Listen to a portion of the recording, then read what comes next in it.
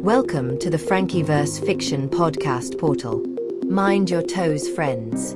The wormholes can be a bit chilly this time of year.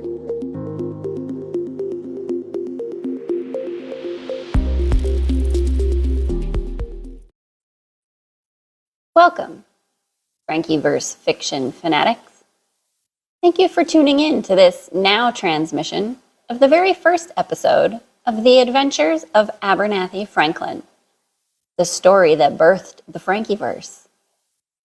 First performed by author Haleigh Overseth, some human linear time near 2020, this quantum upgraded rendition is delivered to you by Franki Angel. We hope you enjoy this soft reintroduction of the Adventures of Abernathy Franklin, a staple of the FrankiVerse fiction realms, and proud sponsor of Galactic Federation eating competitions the cosmos over. Let's portal in to where it all began. Episode 1. Meet Abernathy Franklin. It was a particularly warm evening in August when I had a most intriguing, scarcely believable experience. Life-altering, I suppose one might say.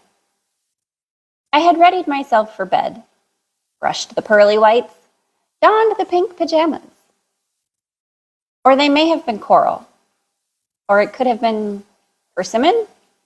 Is that how you say that? Persimmon? It's not important. Anyway, I was well snuggled in and on the point of dropping into a pleasant sleep when I heard a sound. It was a sudden sort of shuffling or scuffle coming from the direction of the kitchen, as if a body of some kind had abruptly stopped itself on the edge of a chair and shifted it an inch or two. My eyes shot open, not much use in the dark, and I tilted an ear in the direction of the sound, holding my breath and listening intently. Part of me desperately wondering why I did not routinely take a carving knife to bed. There came more soft sounds of covert movement when, well, no, wait, I'm getting ahead of myself. It may be an imposition to my audience to backpedal at this moment of suspense, but I feel I would be doing a disservice if I did not provide some context and mention the nights preceding this incident. For several nights prior, I had been having the most vivid and unusual dreams. Throughout my life, I have often been a colorful dreamer and did not think much of it at first. But I had been dreaming repeatedly of a green light. Amidst dreaming of some other mundane subject, like arguments with my mother, being late for class or work, becoming entangled in some accidental murder and consequent body disposal. The usual. When my dream would be interrupted by a small sphere of glowing green light. It would appear in my periphery, arrest my attention, and I would begin to follow it.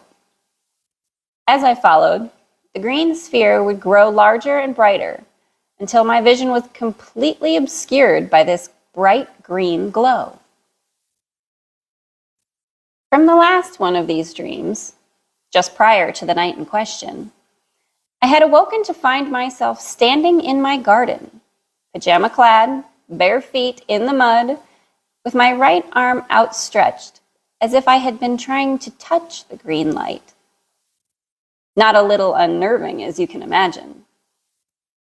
And all the next day, before my life became rather more interesting than a night on the town in Bangkok, I found myself musing on this somnambulatory experience with a bit less trepidation and a little more eager curiosity.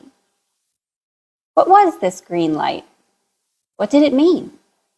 Would I dream of it again? And should I lock the back gate and bar the front door to prevent potential sleepwalking through the neighborhood? Or maybe just wear shoes to bed? Now, let us return to our nocturnal intruder. I was attempting some stealth of my own, feeling silently on the bedside table for my phone in hopes of dialing for help. When out of the corner of my eye, I saw that strange green glow. Or did I sense it? Hard to say now. But I turned to look in time to notice the decidedly white fluorescent glow of the kitchen light being switched on. "I'm not a burglar, you know," said a strangely familiar voice. "And why should I trust you?" I responded without really thinking and despite my nerves. "Come out and see," the voice tinkled in a jovial sort of way. I rose from my bed, switched on my lamp, and quickly snatched my phone off the nightstand. No sense in giving this seemingly friendly owl all of the benefit of the doubt. I peered around the door frame, down the hall to see the intruder seating herself at my table with a smile. And at this juncture, my shocked curiosity overtook my fear and so-called better judgment. "But you can't." I shook my head as I approached the table, doing my best to clear the webs of insanity that I was convinced had finally overtaken every single one of my tiny gray cells. "Who are you?" "Abernathy Franklin. Pleased to meet you." Entirely too pleased, I remember being my first thought.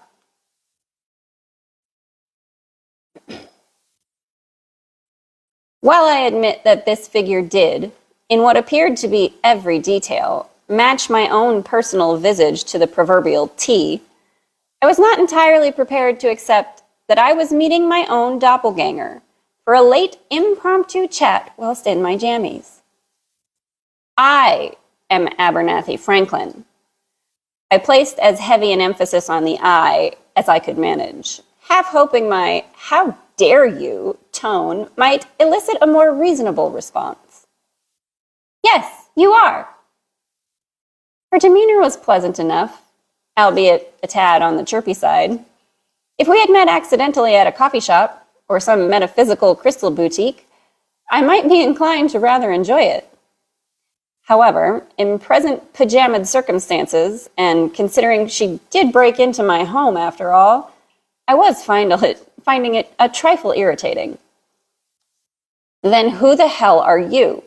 I asked, pointing at her accusingly with my Samsung. "I'm you. Well, I'm one version of you." Her eyes rolled on that "well" with such innocent gaiety, I almost decided to like her. Then, of course, I was struck with the paranoia of every true crime, murder, death, kill podcast, documentary series, or television program I had ever consumed, and promptly changed my mind. "I'm calling the police." I'm not sure that's the best idea.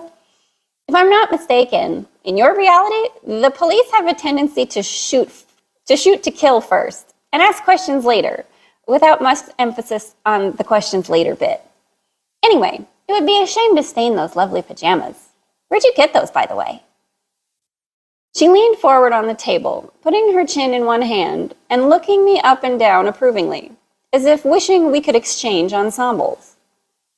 I looked down at my jammies unwittingly and stated, "Oh, these? I didn't pick them out. They were actually a gift. Hang on. Damn it, don't sit here grinning at me like some happy-ass fairy tale mischief maker spinning gold yarns or whatever. Explain yourself." Honestly, she had almost had me there. "Ooh, it really is much more fun to be on this side of the table," she squealed and sort of wiggle danced out of her chair. "I have, of course, been on your side of the table, metaphorically speaking, and quite properly ticked off, as I'm sure you are now." I must confess, as she said these words, I did indeed have to suppress an urge to hurl the phone in my hand directly at her happy head. But then I realized it was also sort of my happy head, because she was me, and the resulting confusion gave me pause. "I am Abernathy Franklin," she bowed theatrically. "Abby to most family, Frankie to most friends, everlastingly wonderful weirdo to one and all. And I'm you, from another dimension. Oh, I should say, though, in case you might meet. I'm Franki with a Y, not to be confused with Frankie with an I. But once you meet her, you won't have trouble distinguishing us. And I doubt she has half so much high-end taste in evening wear. She smiled brightly, again admiring my jammies. You're insane. Or I'm insane, and you're my hallucination. In any case, you did see the green light, didn't you? She interjected. Her eyes betrayed the sort of excitement you might expect from a child opening gifts on Christmas morning. Or a sociopathic comic book villain gleefully spouting plans for world domination to their loyal henchmen. One of the two. How do you know about? I suppose because you're me. I could feel my incredulity slowly melting away. This Abby to family, Frankie with a Y to friends, squealed and did another little dance. I couldn't help wondering, is that what I look like when I do that?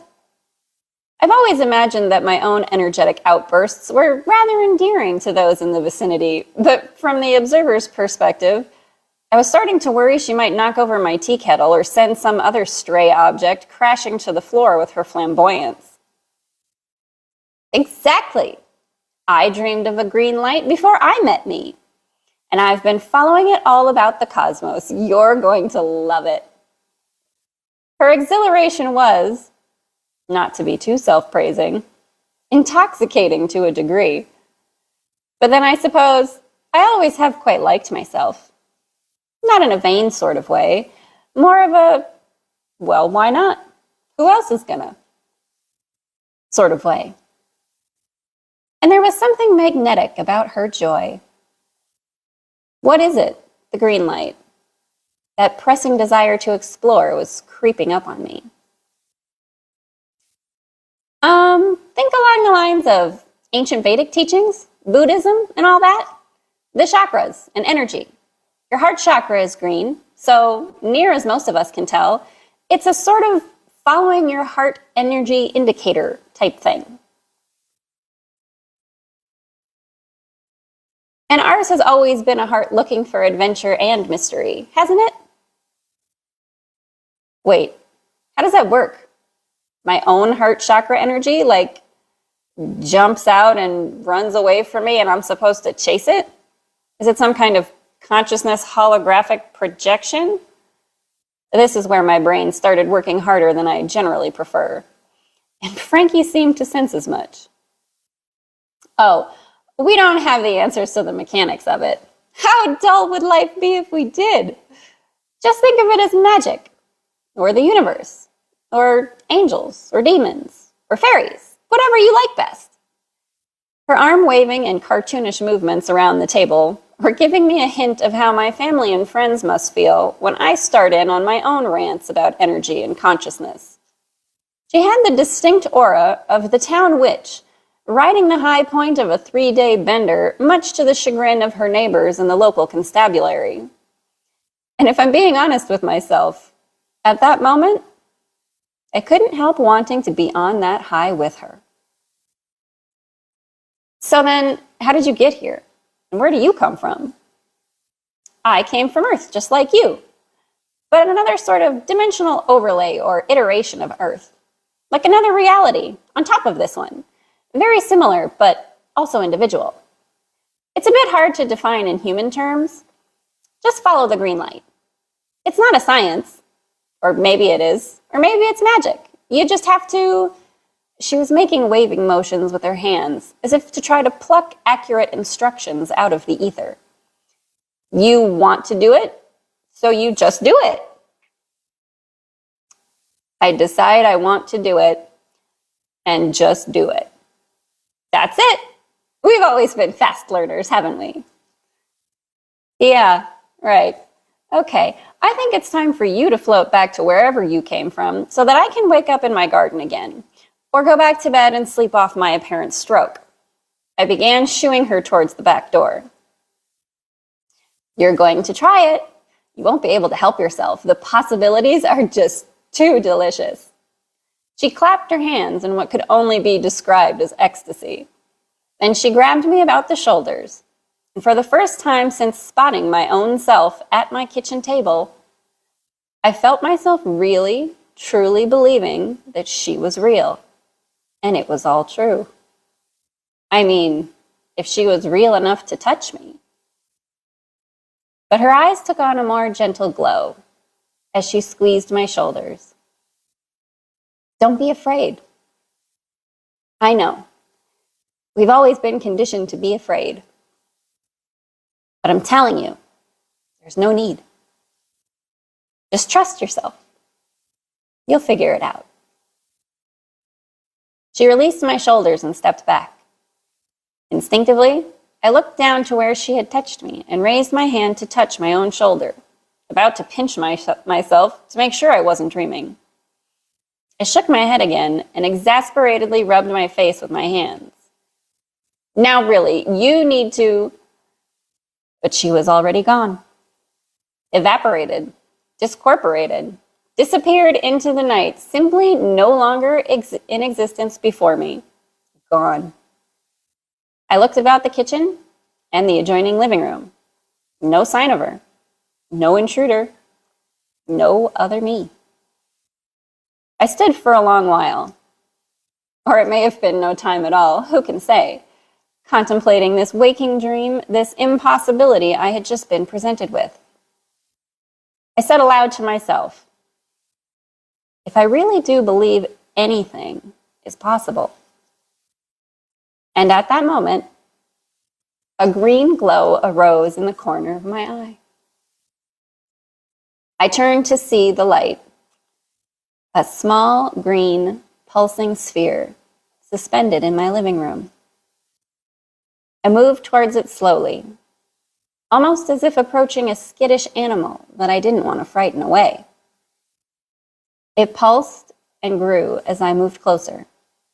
The bright, glowing green light became as large as a doorway, and from its unseen depths, I heard the most joyful laughter. Do I really want to do this?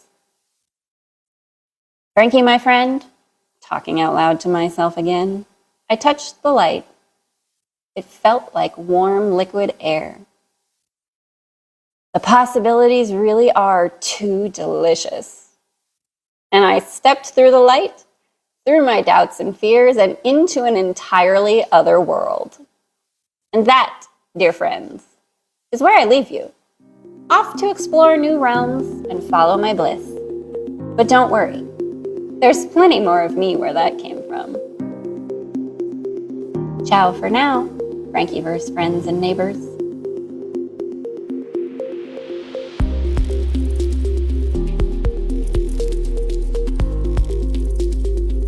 FrankiVerse fiction is omnidimensionally written, performed, and generated by Haleigh Overseth, and presented by FrankiVerse Media. Intergalactic rumor has it that you can discover human interview content as well as more FrankiVerse fiction on Frankie's podcast network. Video archived on YouTube and audio available wherever you devour podcasts. FrankiVerse Fanatics can offer their ethereal support at FrankiWasHere.com. Your one-stop shop for merch, memberships, and all things FrankiVerse. Until next now, stay boldly strange, cosmic friends and neighbors. Franki Angel always applauds the wildly weird.